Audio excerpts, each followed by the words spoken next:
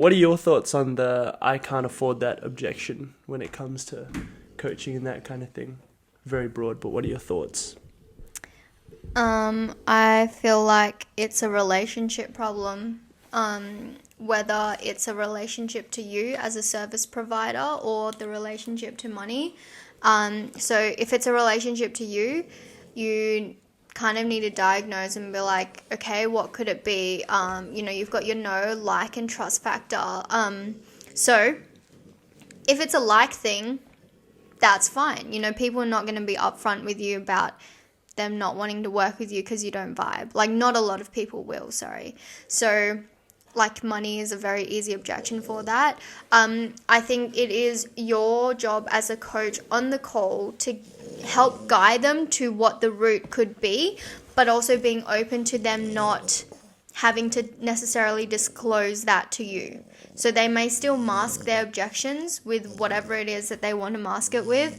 And it's not your job to get the yes no matter what. It's to lead them to an empowered yes or no. So if it's an empowered no on the call and then your questions really cause them to go into like deep thinking over the next few days, they're like, oh wow, okay, I never thought about this in this way.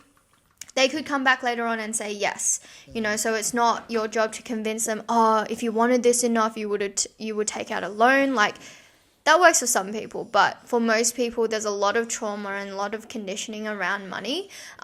So that's just to touch on the, like, relationship aspect.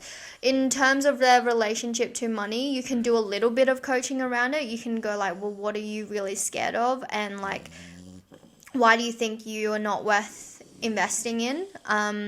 And you can bring up examples, like, because the post we're looking at is examples of the Netflix subscriptions and all of these, and it's like you can use those, but it's like they're also a sovereign being. Like, how can you tell them what Netflix means to them based off of your assumptions? Like, Netflix for you could be a distraction. It could be something you do to calm down.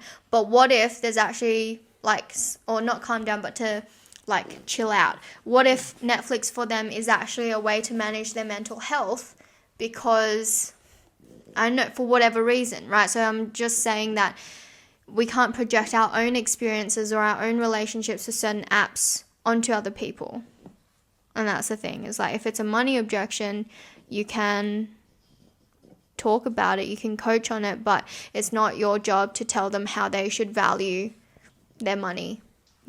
It's your job to guide them to realize how they value their money. And then because of that, they might then go, okay, yeah, I want to invest in this coaching with you or these PT sessions. But it's not your job to tell them then how to value their money.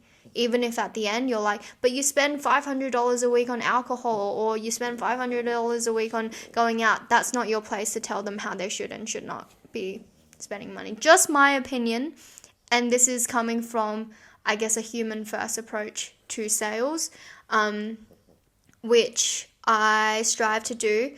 And it's a core value, is like we put the humans first, because for us it's not about the money. I know some courses will teach you, like, to get the sale no matter what, and they'll end up feeling happier. Like, they'll actually be grateful that they made the decision, and that's perfect if it works for you and the audience that you tend to target. But especially coming from a background working with females, that tends not to be the case, where it is a matter of, like, trauma or, like, some sort of shame around the topic. So you just have to factor in the humanness of it all.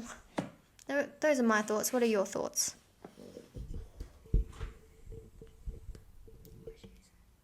Give money. I think that it's like there's a reason that that's the most common objection, and I think a lot of that is, yes, people's relationship with money is probably the biggest thing. I don't know why I said that, like there was something coming after that. Like, yes, that's because it's very much about people's relationship with money, which is tends to be more so a reflection on people's relationship they have with themselves and the trust they have with themselves. So it doesn't have to mean anything about you, which is why when you only address the surface level stuff, which is like, I've done it before as a coach, I've been taught how to do it as well. I don't think it's a bad thing, because for some people it's genuinely like, okay, if this is really a priority, you can isolate the objection and then be like, if this is really priority and that's really the issue and not a smokescreen for something else, even like Yana said, they might not even open up to you about it being something else. Because I forgot where I was going. But you can isolate, see, go through the budget side of things as well. Like that's a useful tool. It's just that's like a very small number of people you're going to come across. Because it's not really about the money. It's about where they sit. Because most people can afford anything if they prioritize it, really. To a degree of... to a degree, like within reason. I mean, to put it into perspective, I've paid for coaching when I was only making $500 a week and my coaching was $100 a week. I have worked with people before who earn $600 a week and paid $200 a week for coaching. And it's like, it's about prioritizing things and how you are with your money. So it's literally like most people aren't making $500 or $600, making like around $1,200. So if you were purely to look at numbers, you can see that there's a big discrepancy between that and that. And so for a lot of people, it's not about, oh, can I actually afford this? It's more so about what is that relationship like with money, with themselves, with you. So that's why I think I very much agree with the human first approach. And I think you got to go into things being like, it's perfectly okay. If someone says that I can't afford it, you can know that, okay, maybe it means it's not a priority, but that also doesn't mean anything about you as a coach necessarily. You don't have to take that personally. You can always be like, what can I do to improve? But sometimes just like not the right thing for anyone. Like you can talk to some people and once that wall goes up for them, if they have that kind of relationship with money, it can go from like, you can offer them something that's $5,000, you can go from that to offering it to them for $2 and they'll be like, no, I don't want it. Because they just panic. And that's okay. Freeze mode.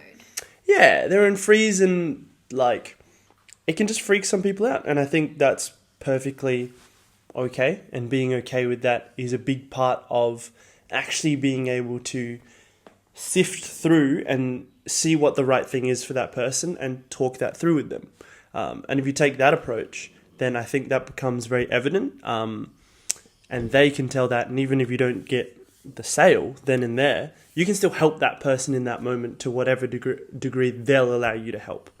And that's a big part of it, is like they have to make that decision themselves. No amount of you convincing, showing numbers and that matters.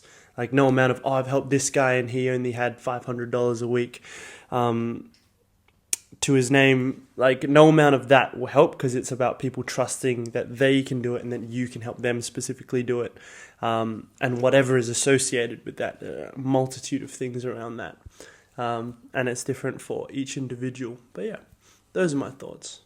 Also, I think it's like if someone says no, if you do sales call, for example, if someone says no on the call, what are you still doing to nurture that relationship? Or have you closed yourself off to the possibility of there being like a coach-client, whatever relationship, just because they said no to you once, right? So that's an ego reaction. But also like checking your entitlement with things. It's like maybe your offer really isn't that good.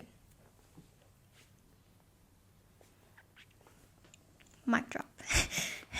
Yeah, that's like, we love to think that our offers are thebomb.com, but bomb.com.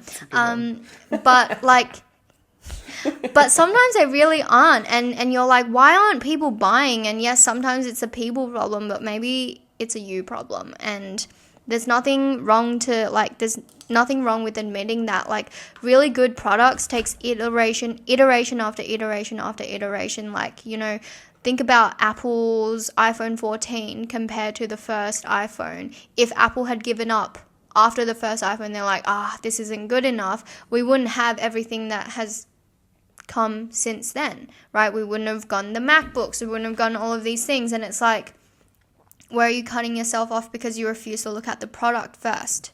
Maybe it is marketing, maybe it is sales, but if you focus on a really good product, I actually just saw this Hormozy quote today, like, if you take time to build a really good product, say 2 years to build a really good product, your customers will market that product for you for the rest of your life.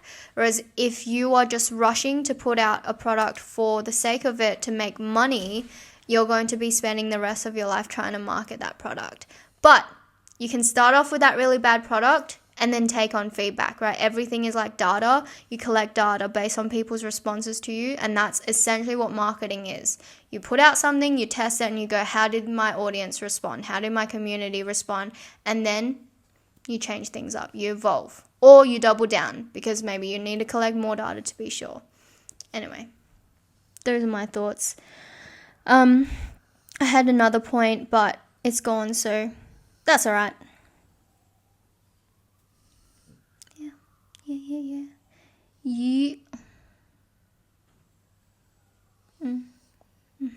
All right. Yeet. Bah. Probably not keeping that last bit in there.